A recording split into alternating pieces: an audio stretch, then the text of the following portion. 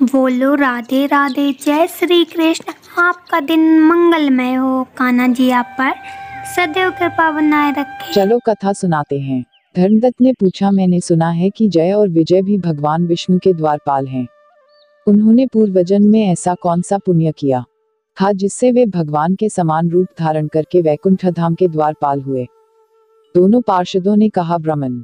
पूर्वकाल में त्रिनबिंदु की कन्या देवहूति के गर्भ से महर्षि कर्दम की दृष्टि मात्र से 2 पुत्र उत्पन्न हुए। उनमें से बड़े का नाम जय और छोटे का नाम विजय हुआ। पीछे उसी देवहूति के गर्भ से योग धर्म के जानने वाले भगवान कपिल उत्पन्न हुए। जय और विजय सदा भगवान की भक्ति में तत्पर रहते थे। वे नित्य अष्टाक्षर मंत्र का जप और वैष्णव व्रतों का पालन करते थे। एक समय राजा मरुत ने उन दोनों को अपने यज्ञ में बुलाया। वहां जय ब्रह्मा बनाए गए और विजय आचार्य। उन्होंने यज्ञ की संपूर्ण विधि पूर्ण की।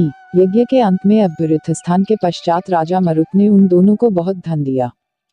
धन लेकर दोनों भाई अपने आश्रम पर गए।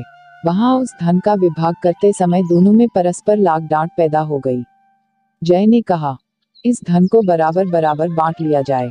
विजय का कहना था, नहीं, जिसको जो मिला है वह उसी के पास रहे। तब जय ने क्रोध में आकर लोभी विजय को शाप दिया, तुम ग्रहण करके देते नहीं हो, इसलिए ग्राह अर्थात मगरमच्छ हो जाओ। जय के शाप को सुनकर विजय ने भी शाप दिया, तुमने मद से भ्रांत होकर शापो दिया है, इसलिए तुम मातंग अर्थात हाथी की योनि में जाओ। तत्पश्चात उन्होंने भगवान से शाप निवृत्ति के लिए प्रार्थना की। श्री भगवान ने कहा, तुम मेरे भक्त हो, तुम्हारा वचन कभी असत्य नहीं होगा।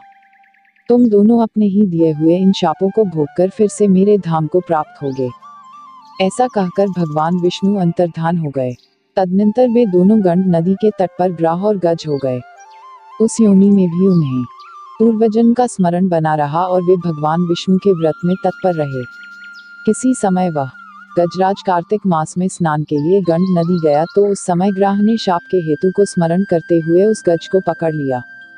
ग्राह से पकड़े जाने पर गजराज ने भगवान रमानाथ का स्मरण किया। तभी भगवान विष्णु शंख चक्र और गदा धारण किए वहां प्रकट हो गए। उन्होंने चक्र चलाकर ग्राह और गजराज का उद्धार किया और उन्हें अपने ही जैसा रूप देकर वैकुंठ धाम को ले गए। तब से वह स्थान हरिक्षेत्र के नाम से प्रसिद्ध है।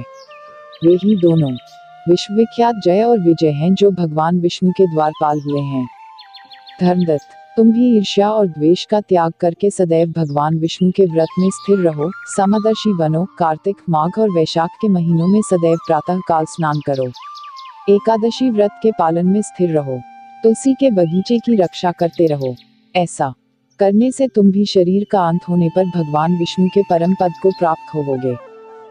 भगवान विष्णु को संतुष्ट करने वाले तुम्हारे इस व्रत से बढ़कर न यज्ञ है, न दान है और न तीर्थ ही है। विप्रवर, तुम धन्य हो जिसके व्रत के आधे भाग का फल पाकर यह स्त्री हमारे द्वारा वैकुंठ धाम में ले जाई जा रही है। नारद जी बोले, हे राजन। धर्मदत्त को इस प्रकार उपदेश देकर वे दोनों विमानचारी पार्षद उस कलहा के साथ वैकुंठ धाम को चले गए। धर्मदत्त जीवन भर भगवान के व्रत में स्थिर रहे और देहावसान के बाद उन्होंने अपनी दोनों स्त्रियों के साथ वैकुंठ धाम प्राप्त कर लिया। इस प्राचीन इतिहास को जो सुनता है और सुनाता है वह जगत गुरु भगवान की कृपा से उनका सानिध्य प्राप्त कराने वाली उत्तम गति को प्राप्त करता है।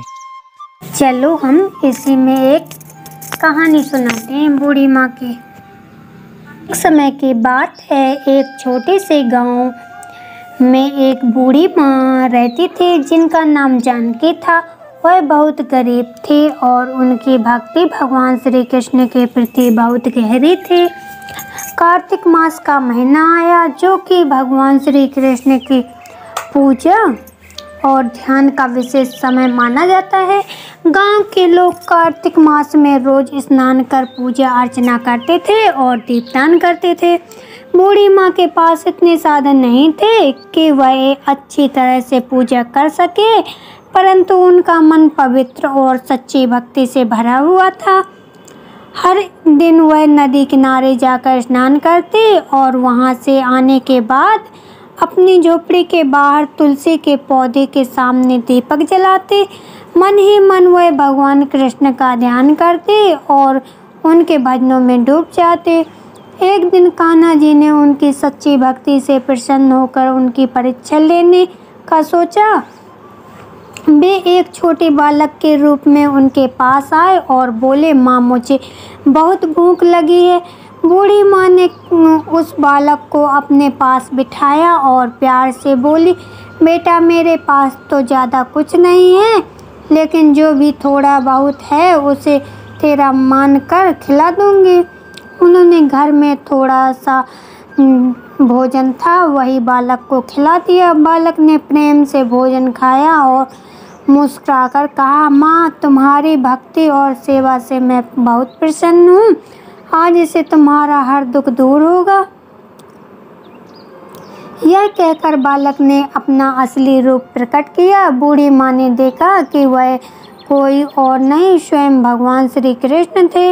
यह देखकर उनकी आंखों में आंसू आ गए और उन्होंने श्री कृष्ण के चरणों में प्रणाम किया।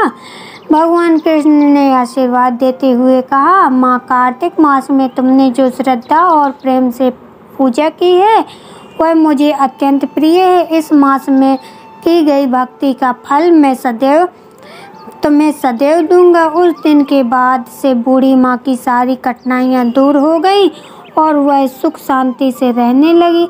इस प्रकार कार्तिक मास में की गई भक्ति और प्रेम से भगवान श्री कृष्ण ने उनकी सेवा और समर्पण को स्वीकार कर लिया। जैसे कान्हा जी ने बूढ़ी माई को दर्शन दिए वैसे सबको देना।